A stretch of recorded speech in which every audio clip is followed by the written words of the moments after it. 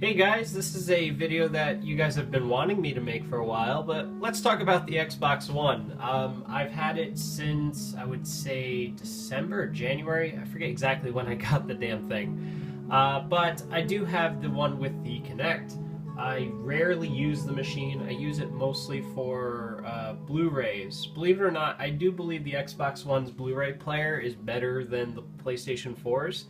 And when watching, James Bond movies or The Twilight Zone, I prefer to use my Xbox One. One of the main problems with the PlayStation 4 is its stupid thing that it does is when you go to play a Blu-ray movie, every time it will ask you if you want to enable BD Live, which is a feature that Blu-ray disc manufacturers use to stream advertising to you. So I tend to turn it off. With the PlayStation 4, if it's off, it will nag you every single fucking time to turn it on. But if you turn it on, it will never nag you again, and I think that's bullshit. Plus, the user interface, they fucked it up. It used to be much, much easier to use back in the PlayStation 3. With the Xbox One, I think it's excellent. Now, what I'm doing right here, as you can see, I'll even just start playing so you guys can get a good idea of how much of an asshole I am when I play Forza 5. This is the only game I actually own for this system. There's nothing else that I actually give a shit about. I tried, with GameFly, I rented Ryse, Son of Rome. I played that for like 30 minutes and wanted to throw the disc out. That game is a pile of shit. I tried Dead Rising 3. I thought that game was horrible as well. It was just rinse and repeat. There really wasn't anything new, and it got old real fast. Yes, you can club a zombie in the face with a mallet. You do that a few times, it just gets old. The only game that I actually give a shit, of course, is Forza 5, and I've been enjoying it. However, here's a problem with Forza 5. The music sucks. The music sucks, and what I'm forced to do, which irritates me, and fuck, I suck at this damn thing. Okay, let's go further back. Is I'm forced to snap YouTube just to listen to good music, and I think that's shit. Like back in the Xbox 360, one of the best features, and I used it a lot, was the ability to play background music, and it also had DLNA support, so with my media server, which I have well over 4,000 songs, I like to listen to dance music and stuff when I'm racing, and I can't do that on this fucking console. I have to do this whole snap shit, which annoys me, because look, a portion of my screen is taken up. This has to crop the fucking video, and it just sucks. It really does. Let's talk about, the controller. I love the controller. I think it's an excellent controller. I love the vibration feedback you get in the triggers. It really is fun.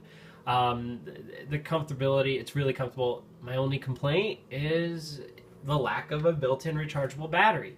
I've made, of course, a video about this in the past.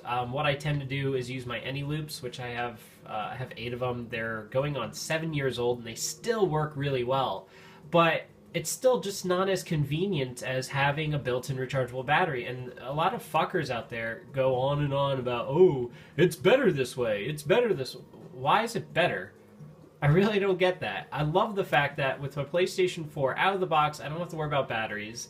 The battery gets low, just plug it in, and you can still play while it's charging. And the battery life is good enough for any, single sit-down session. Yes, it's not as good as the PlayStation 3's battery, which kind of sucks, but hey, at least it's not as bad as the Wii U gamepad controller's battery. That is a pile of shit. Whatever. Games, as I said, this is the only game I have, Forza 5. I am looking forward to games such as Sunset Overdrive. I am looking forward to Halo 5. It's the same old shit every single year, but these are the games I'm looking forward to. Now, with the user interface, it's fine. It's like Windows 8. I think what they should do is allow a little bit more customizability, but it works. The Kinect, the only thing I use the Kinect for is when I turn on the console, it automatically detects me and auto logs me in, which I guess is great. Other than that, I have to use it for the snap features because the manual snapping features are shit. It just doesn't work that well. I mean, I like the fact that when you hit the home button, the game actually continues playing. This is something that it doesn't work this way on the PlayStation 4. I do believe the PlayStation 4's user interface is much faster. Let's talk about game installs. These are a fucking nightmare on this console. The PlayStation 4 gets it right. You pop in a disc, within 2 minutes, you're able to play. That's it. And then it streams the rest of it. You could be doing other things while it's installing. The Xbox One, the PlayStation 4 also, if you pop in a disc that has an update available, while it's installing the game for that first 2 minutes, it's also queuing up the download for the update. And believe it or not, most of the time, before that 2 minutes is up, the update's already available and already installed. Which is very fast, very fluid, and it was done right. The Xbox One is so stupid. It has to sit there for 15, 20 minutes. I've seen it even worse than that on a few games. And then on top of that, when you want to go play it, it's like, no, actually there's an update, but you're going to have to wait a while for that fucking update, because the update's not going to install until the game is finished installing. So, you're about 3 or 4 hours later, and then finally the damn game is updated. And this kind of shit, I hope they're able to update the console's software and try to improve it, because it's horrible. It really is horrible. When you go into your games and everything, yes, I like the fact that you can still have multitasking, which I gotta uninstall. But they've done a good job fixing some of the initial flaws. The initial flaw of, you only have a 500 gig hard drive, and, once it's used, it's used. Microsoft has finally enabled the external hard drive support, and that's great. That's fine. It's still patching. It's a band-aid fix for a problem that they should have foreseen. Microsoft should have made the console hard drive interchangeable, like Sony. Because, in the future, hard drives have increased in capacity quite dramatically. Just think about it. When the PlayStation 3 came out, the average laptop-sized hard drive was no bigger than 80 gigs. They were very, very tiny. Now you can get a laptop hard drive that's 2 terabytes. Will we see this increase? Of course. By the time these consoles are dead, it's not unexpected to see 4 terabytes, 8 terabytes, even a 10 terabyte hard drive available for these consoles. I definitely will see. We will see that in the next 8 years. There's no doubt about it. I do think the user interface needs a lot of improvement, because the navigation is very difficult with a controller. They expect you to do, again, I don't even remember installing half this shit. The Titanfall, I didn't like it. I thought it was shit. But managing your data, as you can see, this is a single game. It's 24 gigs, which is fun. Resume installation. Yeah, I didn't even bother letting it finish its install. I was like, fuck it. I gave up on that. Killer Instinct, I played it once or twice. I was like, I didn't really care. One of the things I do like that the console does out of the box that the PlayStation 4 still doesn't fucking do is you can resume your game. So if I shut down the console, if you turn it back on, the game will resume itself, which is excellent. So if I go, and I will actually demonstrate this. So I turn off the console. Let's give it a little while. Shutting down.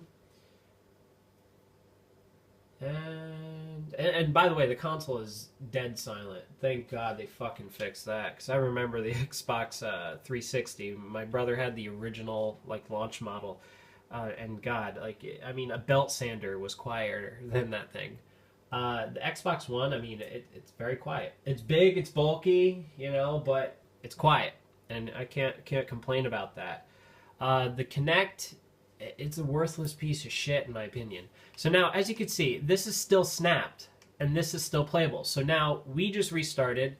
The fucking console should have signed me in. Xbox. Sign in. You didn't fucking detect me, you fucking piece of shit. Every time, this thing does not detect me. And it's weird. It sometimes does, sometimes doesn't. Stop listening. Stop listening.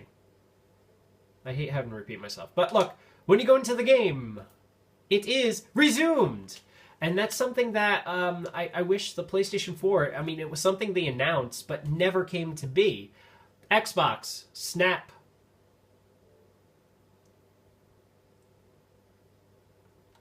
Make you resume your YouTube, which is, you know, whatever. Switch. Xbox, Switch. Thank you, you stupid ass. See, this is something that you can't do without the fucking Kinect. It's so dumb. Stop listening. Alright. So now, with Microsoft, you know, having a little change up with, I forget what the guy, Phil Spencer, you know, with the whole change in leadership, it's been really good. I mean, the first few things that came out were getting rid of the Kinect, lowering the price in doing so, getting rid of the gold requirements for all the streaming services. Thank God this finally fucking happened. This is a complaint that people have had for years on the Xbox 360. Why do I have to pay Microsoft to watch Netflix? You know what I mean? It didn't make sense, and I'm glad that they're finally getting rid of a lot of these things. And this is something that I really do foresee Microsoft copying the PlayStation Plus business model. And I think that that's great. You know, that's only good for the consumer. Where, you know, I have my PlayStation 4, you know, every month I'm getting games that I probably never would have purchased in the first place. Like, for instance, the one with the guy's brain head thing. He's got this, like, little pinkish, purplish, like, hand that comes out of his head. I forget what the name of the game is, but it's actually really fun. I was like, holy shit, this is a great game. Would I have purchased it? Fuck no. But, you know, you definitely get a wider taste and variety of games that you would never have played with PlayStation Plus. I mean, I can't tell you in the past year how many friggin' games I've gotten through it that, you know, I've spent hours and hours on all these games I got for nothing. So seeing Microsoft to go towards that business model, I think that's excellent. I think it's great, and it really is only going to improve the Xbox One. If I had to choose between the Xbox One and PlayStation 4, obviously my choice would be the PlayStation 4. I just like Forza 5. See, if only Drive Club would have came out, I would have been really happy with it. But I'm a Forza fan. I really never cared for the Gran Turismo series because I felt that Gran Turismo focuses way too much